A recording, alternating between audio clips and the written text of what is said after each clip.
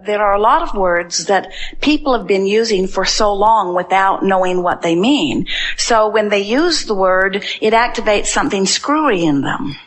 So we can use the word faith, but first we have to tell you what it really is. So, for example, faith would be, so let's say that for whatever reason you're outside the vortex and you're not living something that you want.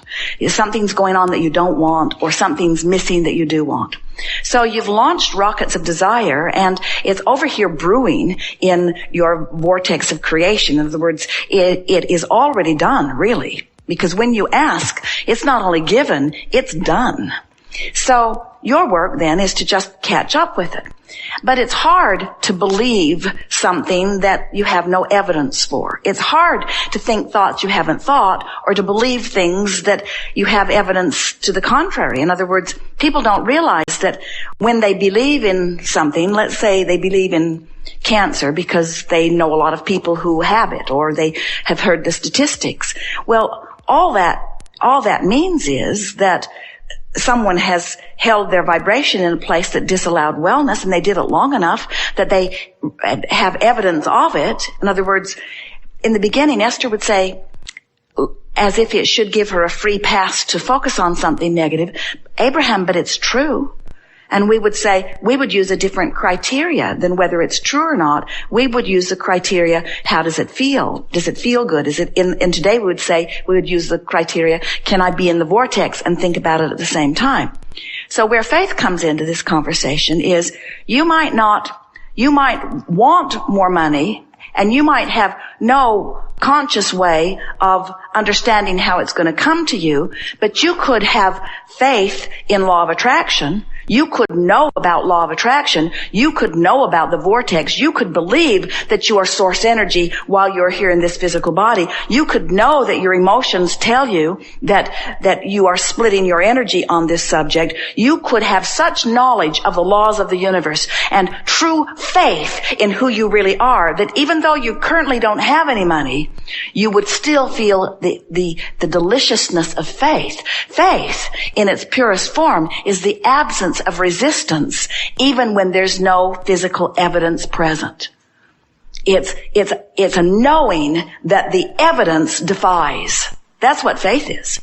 But it's the physical manifested evidence that defies it.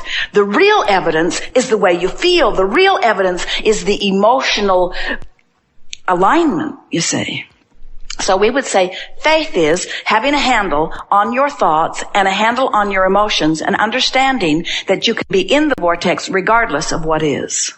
Think about it. When people use the word faith, isn't that what they mean? It hasn't happened yet, but I have faith that it will. And you can really shore your faith up, because a lot of people use the word, I have faith that it will happen, just like I have had faith that will happen for the last 10 years, 20 years, 30 years. And after a while, that faith wears thin. In other words, you shouldn't need a lot of faith if you are understanding who you are and coming into the vortex, because when you get into the vortex, you don't need faith. You've got manifested evidence. You see, you only really need faith if you hold yourself apart from what you want. But look at it this way. So here's this vortex swirling, and all cooperative components have already been assembled. And let's say you're over here feeling hopeful. Well, if you're feeling hopeful, as faith would cause you to feel, you're close enough to this vortex that every now and again is sweeping you in and showing you something that's making you even more knowing or believing, you see. If you're over here in fear, even though the vortex is spinning, you're far enough vibrationally from it that you're not getting drawn in. So if you're standing over here in the evidence of the absence of something that you want, but you know about the laws of the universe, you know that the larger part of you exists, we want to teach you faith in the laws and faith in who you really are. And then, when you can get yourself in the vortex anytime you want, being outside the vortex isn't so unpleasant.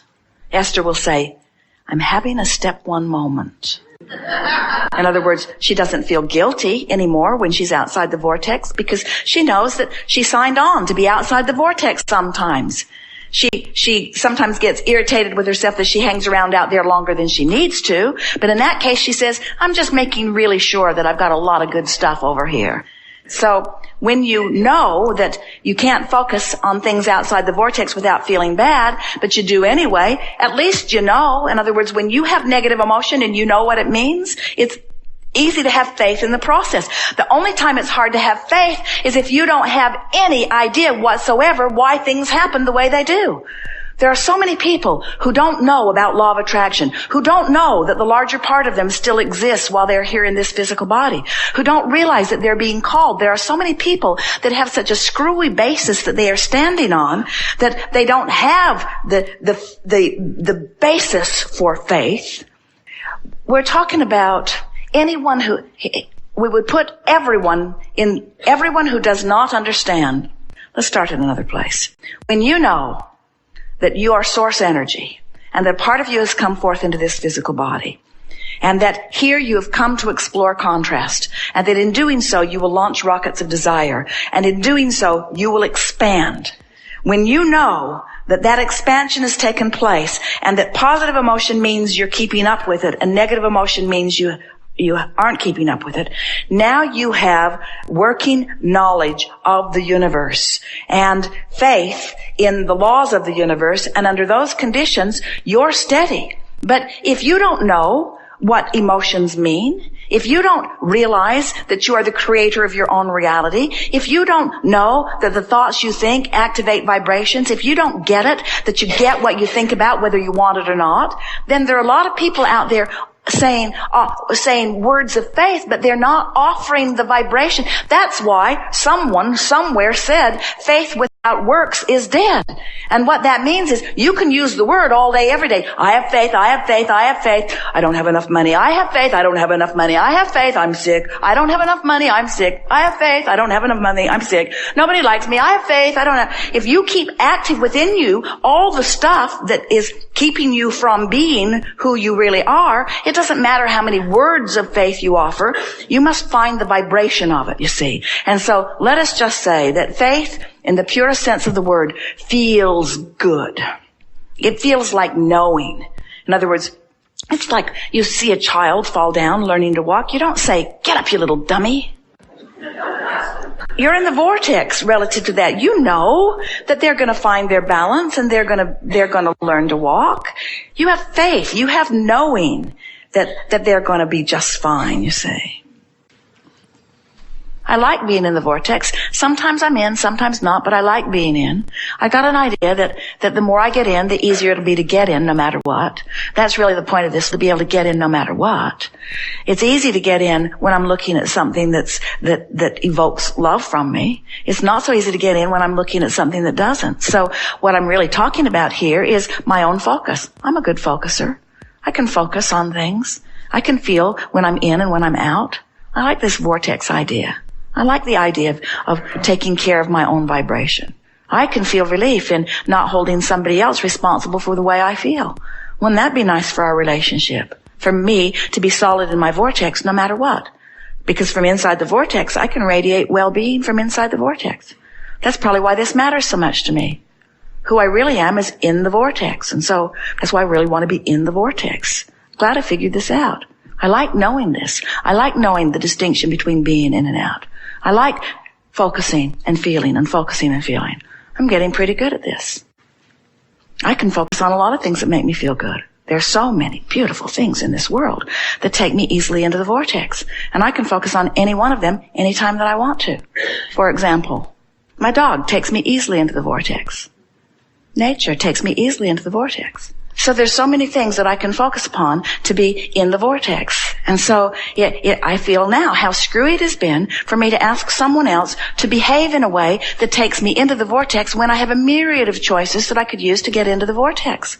I just want to get in the vortex, that's all. And now I'm discovering just with this little process that I'm in the vortex. And now once you get in, can't you feel it? Can't you feel a shift in that? Now you can go right to a list of positive aspects. We'd make a list of positive positive aspects on the dog and my nieces and nephews and nature and my own well-being and the clarity of my own mind and my ability to focus upon my attracting this information so that I know on how good my life's going in so many ways. We would just focus upon positive aspects, and then we'd move from there right into a rampage of appreciation. It's so fun to focus. I really like this. I love the idea of unconditional love. Isn't it nice that the world doesn't have to change in order for me to feel good? That was a big job I had all lined up, making this person comply and this person comply and this person comply. And now I've just given myself this enormous feeling of freedom, because nobody has to be any different than they are for me to be in the vortex. I love being in the vortex. And now I know that I'm in charge of whether I'm in the vortex or not. I'm finally free. Now my relationship with anybody who formerly took me out of the vortex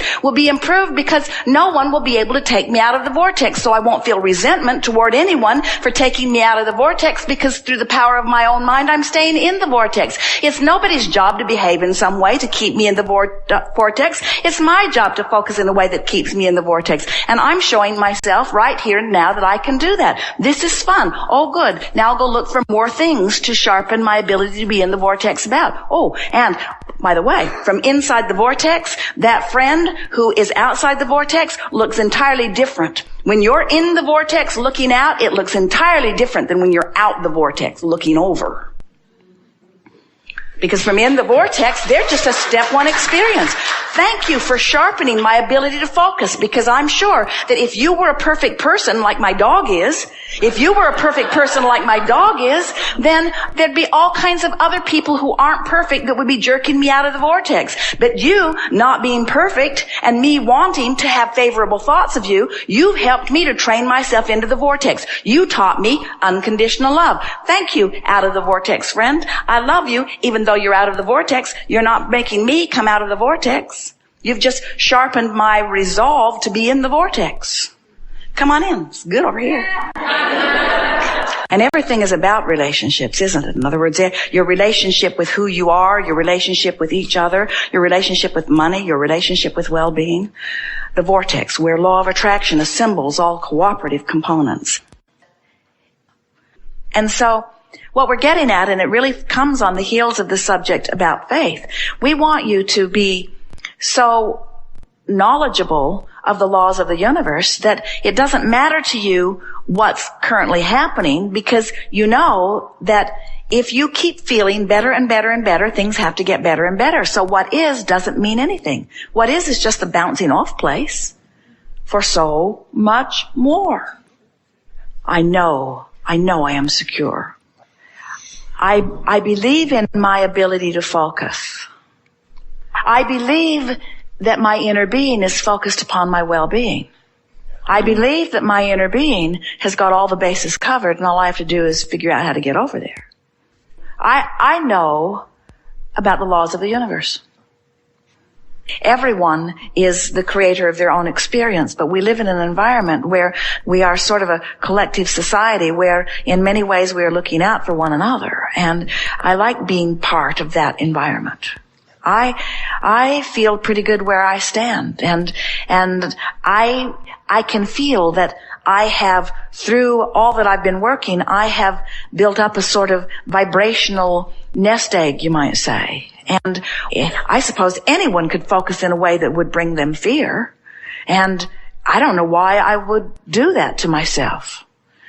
I always figure it out. I am a really good, innovative person. I like to get out and be in sort of unknown territory and figure things out. And this environment not only has the potential of sustaining me, it has the potential of thrilling me, because it's causing me to focus in a way that I've never been willing to focus before.